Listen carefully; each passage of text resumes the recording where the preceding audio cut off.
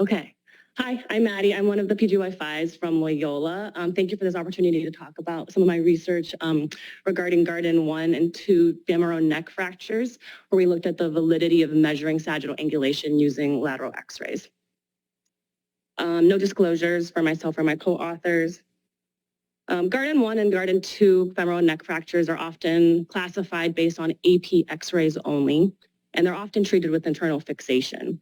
However, there's some recent literature that suggests that the sagittal plane deformity might be actually very important for predicting which ones might go on to fail with internal fixation.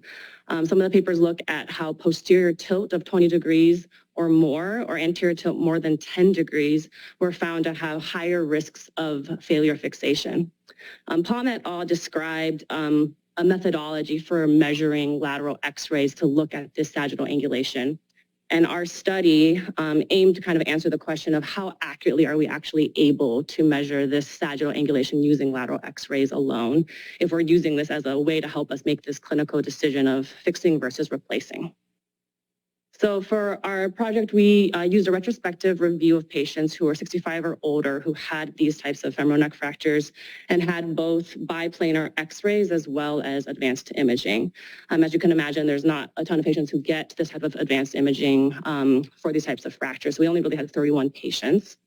We had 2 attendings and 1 senior resident look and measure these measurements off of the plain lateral x-ray using the Palm et al. Methodology. And then we had one of our radiologists reformat CTs and MRIs to measure the same measurements, but in this more axial-oblique plane that was parallel to the femoral neck.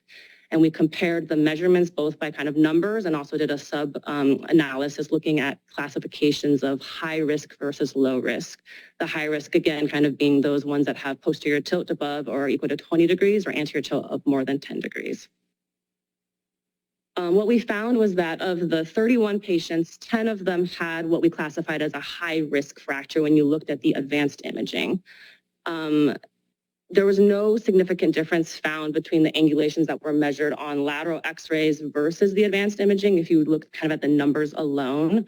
And there's pretty good agreement between the readers in terms of measuring off of the lateral x-rays.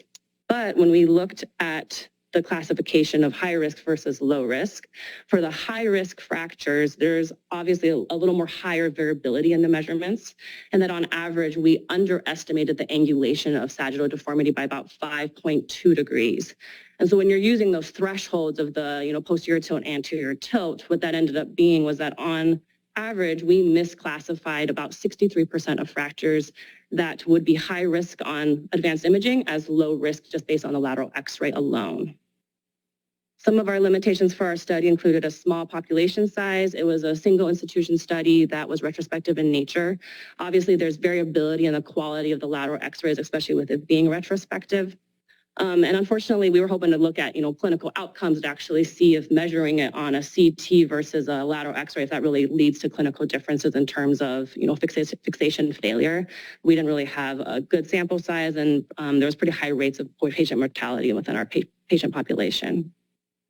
In conclusion, existing data does suggest that there is the importance of actually measuring sagittal angulation to help predict fixation failure for patients that have Garden 1 or Garden 2 femoral neck fractures, and that knowing that angulation might be helpful in terms of selecting which patients we should actually pursue kind of more of an internal fixation management.